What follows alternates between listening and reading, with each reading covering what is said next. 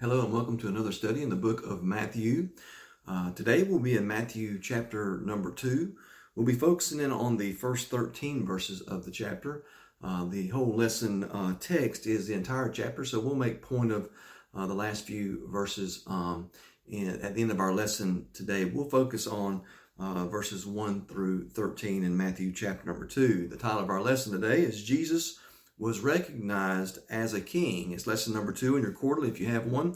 Once again, if you do not have a quarterly, don't worry. I'll lead you right through this. But this lesson is dated March 14th, 2021, and it's on page number 12 in your quarterly. Matthew chapter number 2, Jesus was recognized as a king. Now in chapter number 2, Jesus is indeed recognized as a king by not only the wise men we're going to talk about, but he was also recognized as a king by King Herod and all of Jerusalem as well. Now, the wise men, if you've read this, and I hope you've had an opportunity, if you have not, I'd encourage you to pause this at this time and read chapter 2 so you can have a better understanding of what we're about to go through. So if you'd like to do that, please do. But the wise men wanted to worship him, Jesus, while Herod wanted to kill him. Why did Herod want to kill him? Well, there's a lot of different reasons. He was cruel, and we'll talk about that in just a moment. But the main reason that Herod wanted to kill Jesus is because he was a threat to his throne.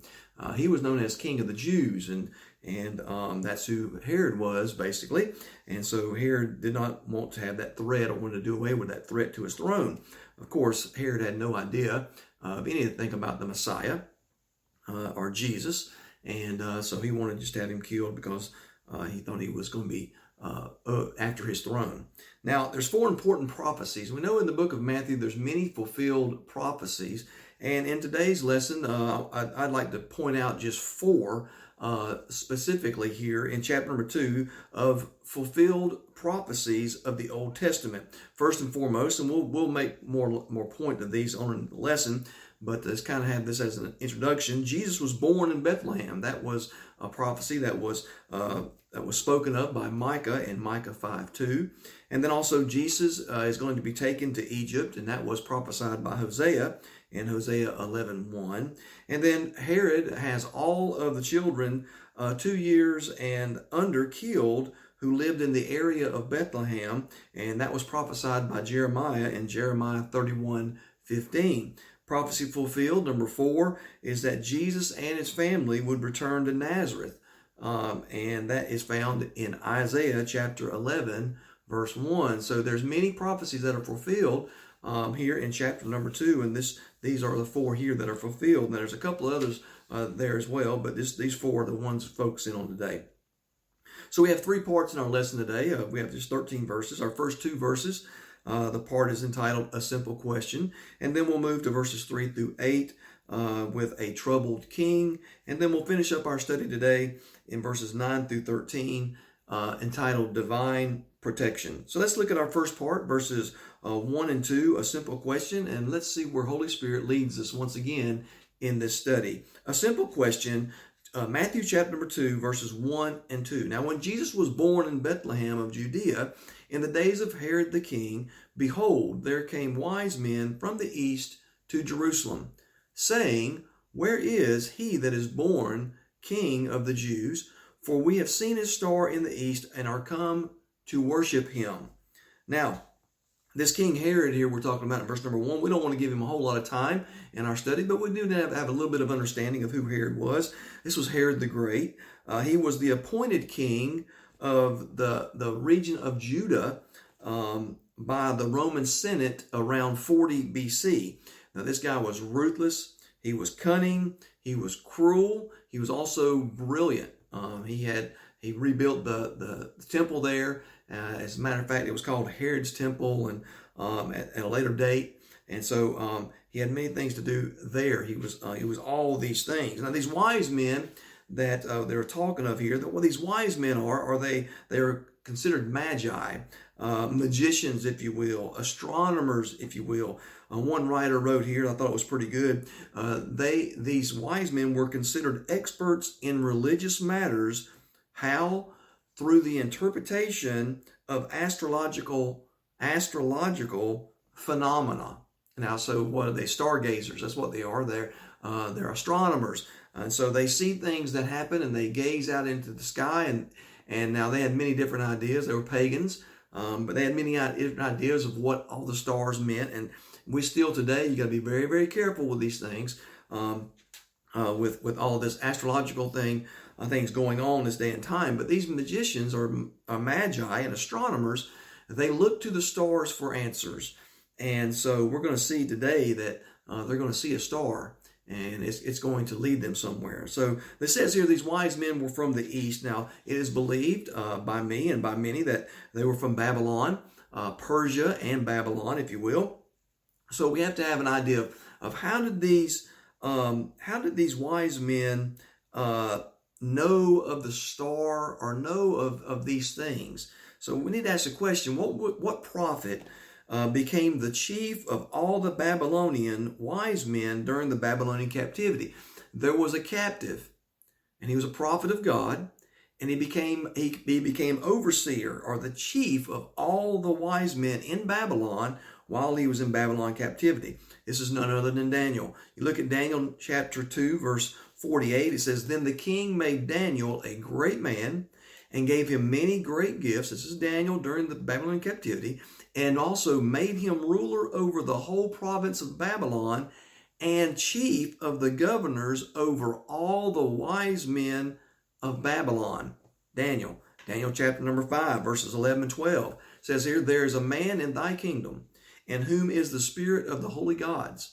And in the days of thy father, light and understanding and wisdom, like the wisdom of the gods, was found in him, whom the king Nebuchadnezzar, thy father, the king, I say thy father, made master of the magicians, astrologers, Chaldeans, and soothsayers, forasmuch as an excellent spirit and knowledge and understanding, interpreting of dreams, and showing of hard sentences, and dissolving of doubts, were found in the same Daniel, whom the king named Belteshazzar. Now let Daniel be called, and he will show the interpretation." So we know that Daniel here was in the Babylon captivity. He was over all of the wise men there, the astrologers there during Babylon captivity. So this makes me say that there's a good possibility that the writings of Daniel was read here by these wise men and knew of these wise men. And so they had a pretty good idea from the prophecies that Daniel laid out of about the time frame that the Messiah would come. So no doubt they were looking for a sign, and we know that they had a sign, and this was the star. Now in verse number 2 it says, "These wise men came saying," this first word saying, I thought it was just interesting. I've always kind of just overlooked this word, but we need to look at this word saying. What were these? These wise men came from the east, and they came into the land of Israel, and they were saying something. This saying word is a repeated action. What we're talking about here is they continued to say, they continued to ask the question. And what was the question? The question is, where is he that is born King of the Jews? That was the question they kept asking over and over again. And guess what? Eventually, this question got the attention of Herod, which was the king that they were not looking for. They were looking for the King of the Jews. They were not looking for Herod. They were looking for another king. So during all this questioning that these magi were asking of where is the King of the Jews, it got back to King Herod. Now it says here in verse number 2, there's some interesting things here in verse number 2. Where is he that is born King of the Jews? Now this is not given the throne. This is not the king that the throne was given to, such as Herod. Not given to, but he was born to be the King of the Jews. I thought that was very interesting. So not given the throne like Herod, but the legal and rightful heir to the throne. So where is the one that has the legal right and is the rightful heir of the throne as King of the Jews? And they said also, for we have seen his star in the east. Now this star was a sign to those wise men that the King of the Jews had been born. Now how did they know this? I mean, there's a lot of speculation, but we have to go back. I believe we have to go back to the time of Daniel. Daniel in his writings was very clear about the Messiah to come, and I just have a great indication that all this was learned and passed on down through the generations of this man Daniel that prophesied of these things, and they were looking for this. So this sign was this star here that they seen, and we get an idea. A lot of people want to speculate that this was like Saturn and Jupiter lined up, making a right, and we make a big to do all of that. I don't believe that for a minute. I believe this was God that made the star appear, and I believe this star disappeared. We're also going to find out here later in our verse that God moved this star, and he led this star, led those wise men straight to Jesus. So this is not just a phenomena that you can try to explain. This was something of God that God put in the sky. And so whether or not that star is still out there today or not, I don't believe so. I believe this was just a sign that God put there. Now, there's a lot of people also that say that this is maybe indicative of the Shekinah glory. I don't know about all those things, but that led the children in the wilderness could be a part of that as well. I don't know about that, but I do know that this star was a sign to these wise men that the King of the Jews had been born, and they needed to make their way to where the star was. Now, so this is what we're talking about. So why they want to come and see the King of the Jews or come to worship him? Now these were magi. These were great men of renown that came here. And what did they want to do? Now ordinarily they would be bowed down to. People listened to them.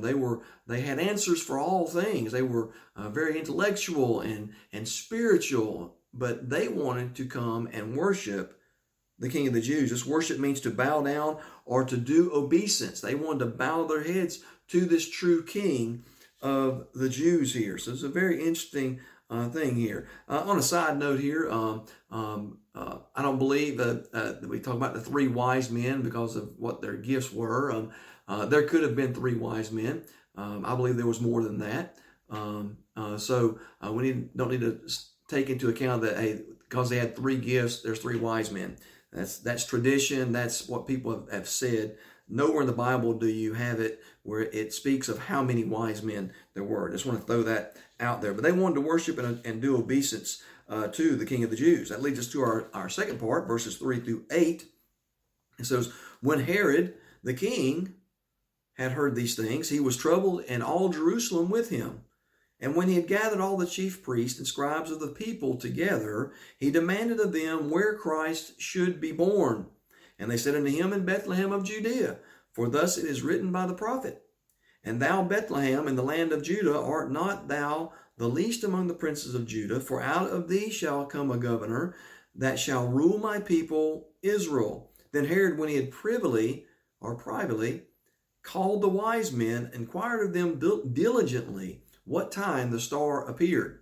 And he sent them to Bethlehem and said, go and search diligently for the young child. And when ye have found him, bring me word again, that I may come and worship him also. Very interesting here. In verse number 3, we see that Herod, when he hears of these things, what is these things? These things is that the King of the Jews have been born, and the wise men are here asking about these things.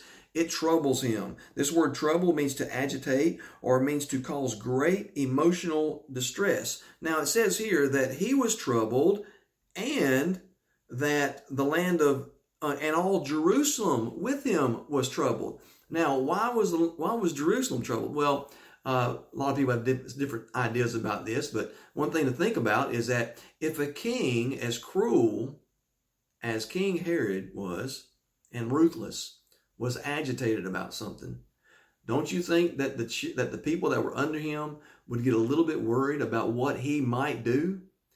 They wanted to try to keep this cruel king not smooth and not to be agitated. Now, when this king is agitated, there's no telling what this king will do. He may start killing people. He'll oppress the people when he's in a bad frame of mind here, as he is here. So he's agitated. So the whole land is troubled along with the king because the king is troubled. So what does Herod do here? What does Herod do? He gathers all of those. Now get this. He gathers all of those in the land that should have known when and where the King of the Jews was born. So he gathers all. Who does he gathers together? The chief priests and the scribes of the people. These were the Jews. These were the people that were learned in the Old Testament and in traditions of the Jews and of Israel and Jerusalem and all the prophets of old prophesying of the Messiah to come. So he gathers them together. He wants to know where this king is. And so he goes to the ones that should know, and guess what? They don't know. They don't know where Jesus is, but they do know what the prophets have said about where he is. So what does Herod do? He demanded of them where Christ should be born. This was not a question and answer type situation. This demanding here speaks of the fact that this is an interrogation. He gathered these men together, these chief priests and these scribes and people that should know, and he demands them to tell him where it is. He's interrogating them. Now, no doubt Herod was paranoid. As a king, most all kings were paranoid. Herod did some awful things. I believe he killed his wife and he killed his family because of paranoia, afraid they was going to overthrow him. There's many things that this cruel king did. So no doubt he is paranoid about this king that is on the scene, and he wanted answers quickly.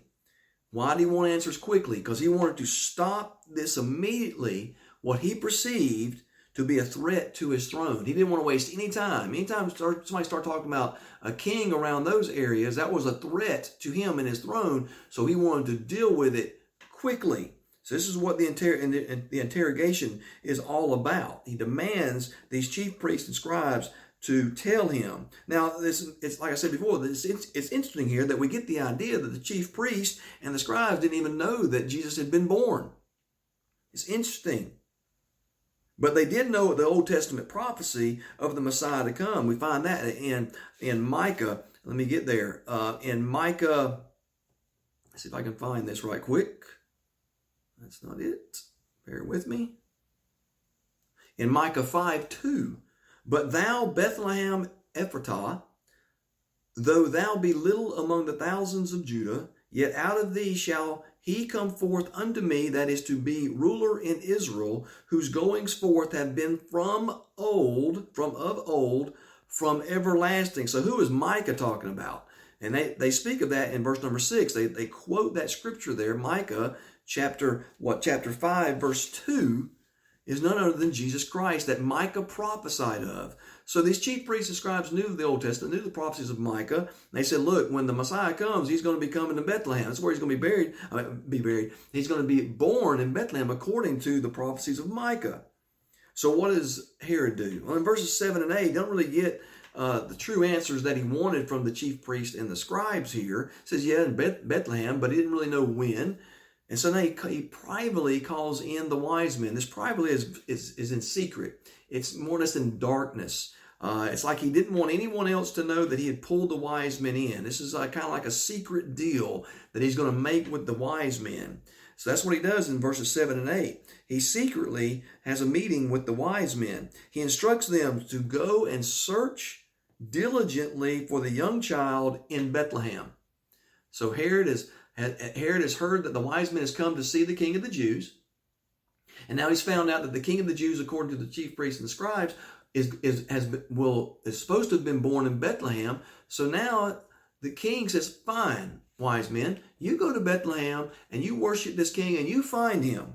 You diligently seek him out, and then you bring me word again that I may come and worship him also.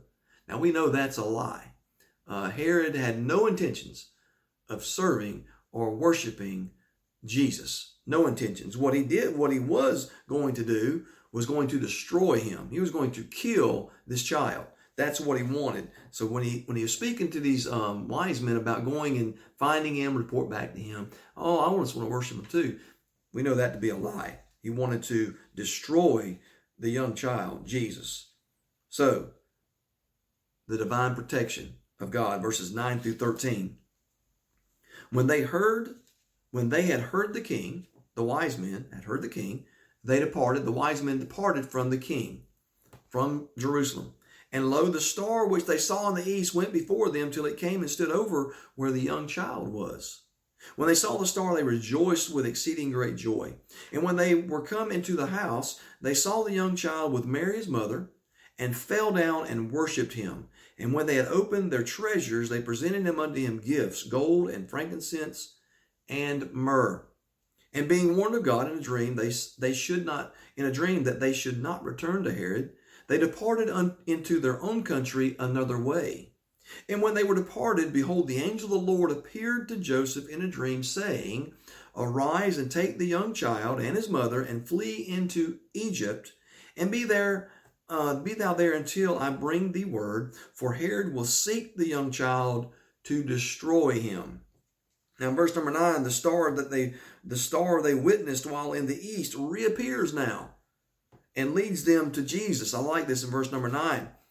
When they had heard the king, they departed, and lo, the star which they saw in the east went before them till it came and stood over where the young child was. So this star reappears for the wise men and leads them to Jesus.